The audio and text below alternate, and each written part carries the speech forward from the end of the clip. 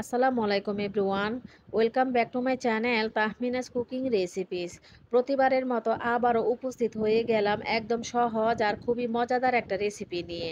আজকে আমি আপনাদেরকে চিকেন চিজ বল তৈরি করে দেখাবো। খুবই কম সময়ের মধ্যে এই চিকেন চিজ বলটা তৈরি করে নেওয়া যায়।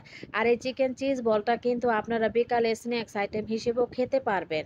তাছাড়া বাসায় কোনো অতিথি আসলেও এই চিকেন চিজ বলটা খুব অল্প সময়ের মধ্যে আপ্যায়ন করে দিতে পারবেন। আপনারা যদি আমার রেসিপিটা ফলো করে বানান, দেখবেন কেনা চিকেন চিজ বল থেকে এর স্বাদ কোনো অংশ কম হবে না। আশা করি রেসিপিটি আপনাদের কাছে ভালো লাগবে। ভালো লাগলে আমার ভিডিওটিকে একটি লাইক দিবেন, ফ্রেন্ডস এবং ফ্যামিলির সাথে ভিডিওটি শেয়ার করবেন। আর তার পাশাপাশি যদি আমার চ্যানেলে নতুন হয়ে থাকেন তাহলে প্লিজ আমার চ্যানেলটিকে সাবস্ক্রাইব করে সাথেই থাকবেন। তাহলে চলে যাচ্ছি মূল রেসিপিতে।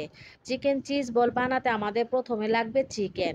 তাই এখানে আমি 300 গ্রাম মুরগির বুকের মাংস নিয়েছি এবং মাংসগুলোকে ছোট ছোট পিস করে কেটে নিয়েছি।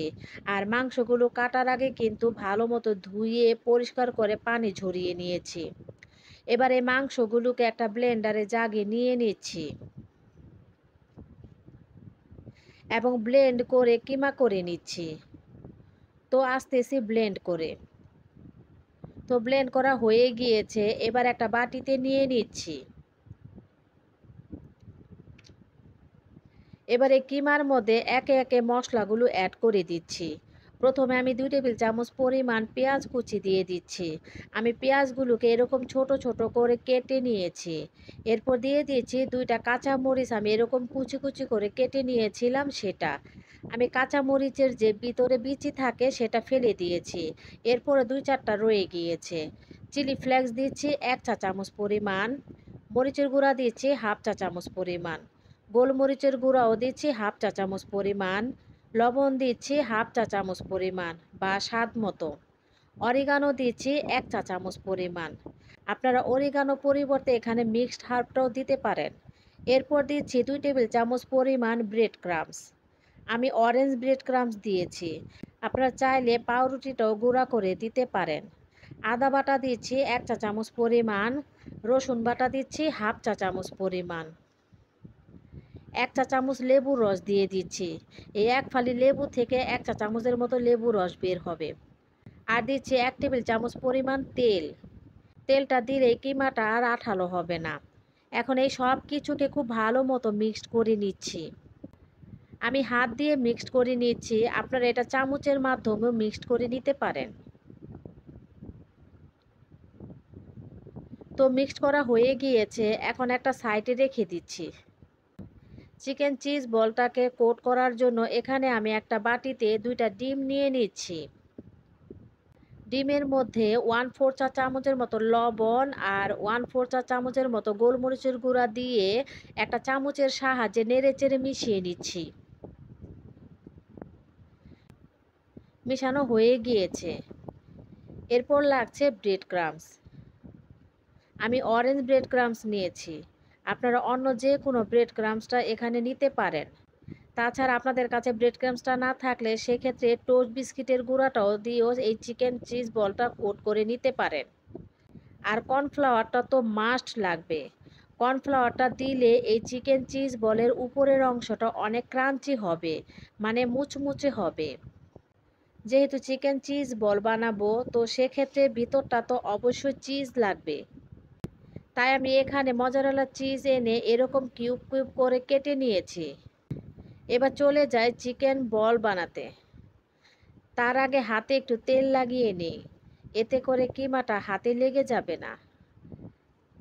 এখন হাতে পরিমাণ মতো কিমা নিয়ে সামান্য একটু গোল করে এরপর এভাবে চ্যাপ্টা করে নিচ্ছি। চ্যাপ্টা করে এখন ঠিক মাঝ বরাবর কিউব করে রাখা একটা চিজ দিয়ে খুব সুন্দর করে ফোল্ডিং করে নিচ্ছি। এটাকে খুব ভালো করে ফোল্ড করে নিতে হবে, তা না হলে এটা যখন তেলে ভাজতে যাবেন তখন কিন্তু ভিতরে চিজটা বের হয়ে যাবে।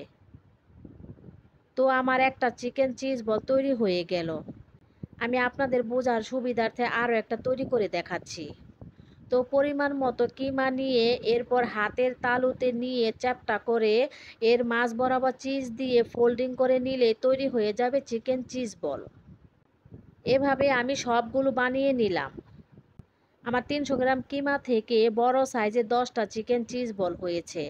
আপনারা আরও ছোট করে বানালে সেক্ষেত্রে আপনাদেরটা 12 থেকে 13টা চিজ বল তৈরি হবে। তো এগুলোকে এখন কোট করে নিচ্ছি। একটা বল কর্নফ্লাওয়ারের মধ্যে গড়িয়ে নিচ্ছি। এবার কর্নফ্লাওয়ারে গড়িয়ে নিয়ে এই ডিমের মধ্যে দিয়ে একটা চামচের সাহায্যে এপাশ ওপাশ ডুবিয়ে নিয়ে এরপর ব্রেড ক্রাম্বসের উপরে গড়িয়ে নিচ্ছি। আমি এই বলগুলোকে ডাবল কোটিং করে নিব, তাই ব্রেড ক্রাম্বসে গড়িয়ে নিয়ে আবারও আমি কর্নফ্লাওয়ারের মধ্যে গড়িয়ে দেন ডিমের মিশ্রণে ডুবিয়ে নেড়ে চেড়ে আবারও ব্রেড ক্রাম্বসে দিয়ে কোট করে নিচ্ছি। এভাবে আমি সবগুলো চিকেন চিজ বল কোট করে নিয়েছি। এই অবস্থায় আপনারা এই চিকেন চিজ বলগুলো একটা এয়ারটাইট বক্সে ভরে ডিপ ফ্রিজে সংরক্ষণ করতে পারবেন। তবে আমি এগুলো ভাজতে চলে যাচ্ছি চুলায়। চুলায় একটা প্যানে পর্যাপ্ত পরিমাণ তেল দিয়ে মিডিয়াম গরম করে নিয়েছি। এবার এই গরম তেলের মধ্যে চিকেন চিজ বলগুলোকে একটা একটা করে দিয়ে দিচ্ছি। এবার এগুলোকে আমি মিডিয়াম টু লো আঁচে ভেজে নেব। এগুলোকে খুব বেশি আঁচে ভাজা যাবে না। খুব বেশি আঁচে যদি ভাজতে যান সেক্ষেত্রে কিন্তু উপরের অংশটা হলেও ভিতরের কিন্তু কাঁচা থেকে যাবে। তাই চুলার আঁচটাকে মিডিয়াম টু লো রেখে চিকেন চিজ বলগুলো ভেজে নিতে হবে। এক পাশ ভাজা হয়ে গেলে একটা কাঁটা চামচের মাধ্যমে চিজ বলগুলোকে উল্টিয়ে দিতে হবে। এভাবে আমি উল্টিয়ে পাল্টিয়ে এগুলোকে নেড়ে চেড়ে ভেজে নিব। এই চিকেন চিজ বলগুলোকে আমি 8 থেকে 10 মিনিটের মতো ভেজে নিয়েছি। ভাজা হয়ে গেলে এগুলোকে তুলে নিচে একটা কিচেন টিস্যুর মধ্যে, যাতে করে অতিরিক্ত তেলটা টিস্যুতে শুষে নেয়। তো তৈরি হয়ে গেল আমাদের চিকেন চিজ বল। এবার একটা ভেঙে দেখাচ্ছি কেমন হলো। দেখে নিশ্চয়ই বুঝতে পারছেন উপরটা ব্রেড ক্রাম্বস আর কর্নফ্লাওয়ারের কারণে অনেক ক্রাঞ্চি হয়েছে, আর ভিতরটা তো চিজে ভরপুর। আর এই চিকেন চিজ বলগুলো খেতে এতটাই মজা ছিল যে আপনারা বানিয়ে না খেলে বুঝতেই পারবেন না।